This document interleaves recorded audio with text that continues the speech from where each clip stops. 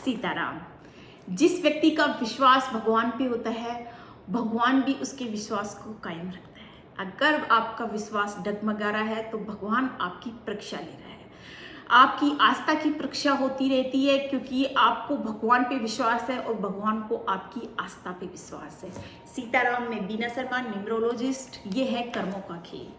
आपकी कर्म कैसे है, आपकी कुंडली कैसी है, आपके भाव कैसे हैं, सबसे बेस्ट इसमें जो निकल के आता है वो होता है आपका कर्म।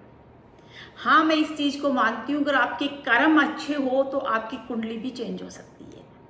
तो अपने कर्मों पे फोकस कीजिए, जो आपने दिया वो आपको मिलेगा, इस चीज़ का विश्वास रखिए।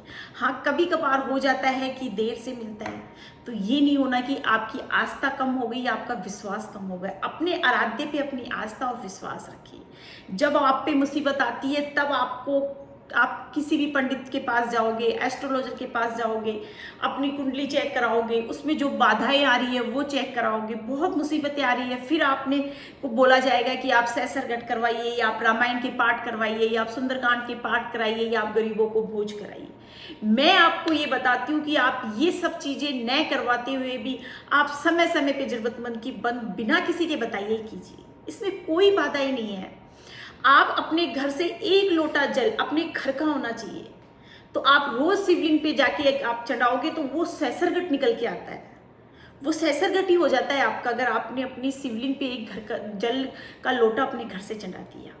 आप रोज मंदिर के दर्शन कीजिए। आप बड़े बड़े मंदिरों के जा रहे हैं, बड़े बड़े मंदिरों में आप दर्शन करने जा रहे हैं, इतना टाइम, इतना समय आप व्यतीत करते हैं, इतना आपका धन भी खर्च होता है उस चीज के लिए। वहां जाइए, वहां जाने की मनाही नहीं है, वहां जाइए, क्योंकि देव स्थलों पे जाना आप एक अच्छी एनर्जी को अपने घर में लेके आते हो। बट अपने आसपास जो भी मंदिर है आप वहां भी दिन में एक बार आप जरूर जाइए। तो वो आपके क्या ये चीज निकल के आती है कि बड़ों को तो आपने छू लिया, बड़ों के तो आपने दर्शन कर लिया। आज आप श्याम बाबा के जा रहे हो, आज आप महाकाल जा रहे हो, या वृंदावन जा रहे हो, कहीं भी आप जा रहे हो, लेकिन अपने घर के आसपास, अपनी कॉलोनी में आप जहाँ रहते हो उस मंदिर के दर्शन आप कब करते हो? तो उन मंदिरों के दर्शन आपको, उन मंदिरों में आपको रोज दिन में एक बार तो आपको जरूर जाना चाहिए, क्योंकि आप जिस प्रकार का स्वरूप लेके बड़े देवालय जाते हो उसका स्वरूप आपके घर के आसपास के देवालय का भी निकल के आता है कि यहाँ आप किस भाव से आए हो। आपको वहां जाने की इतनी आवश्यकता ही नहीं पड़ेगी जितनी कि आप अपने आसपास के मंदिरों में जाओगे। छोटे से भी, कोई बड़ा कोई छोटा नहीं, काम हर जगह बनते हैं, बस एक स्वरूप उनका चेंज हो जाता है। तो आप जरूर मंदिर जाइए, अपनी विश्वास, अपनी आस्था की परीक्षा भगवान जरूर लेगा। दीजिए परीक्षा, परीक्षा से मत डरिए आप।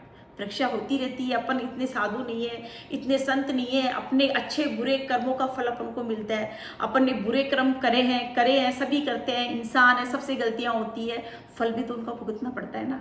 तो भुगतिए, क्योंकि आपके साथ परमात्मा है, उसका विश्वास, उसका साथ, उसकी उंगली पकड़ के रहिए, तो जिंदगी की लाइफ क्या बहुत ही सीधी चलेगी। इसलिए शिवालयों में, देवालों पे आपको जरूर जाना चाहिए। मैं तो यही एडवाइस है कि दिन में एक बार मंदिर के दर्शन जरूर करके आइए।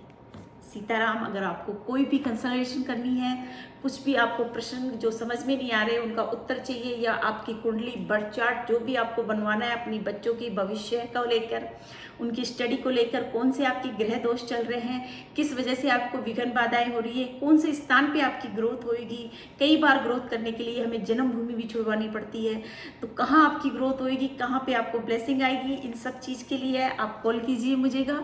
मैं आपकी कुंडली, आपका बर्थ चार्ट बना के आपकी लाइफ की सॉल्यूशन निकालूंगी।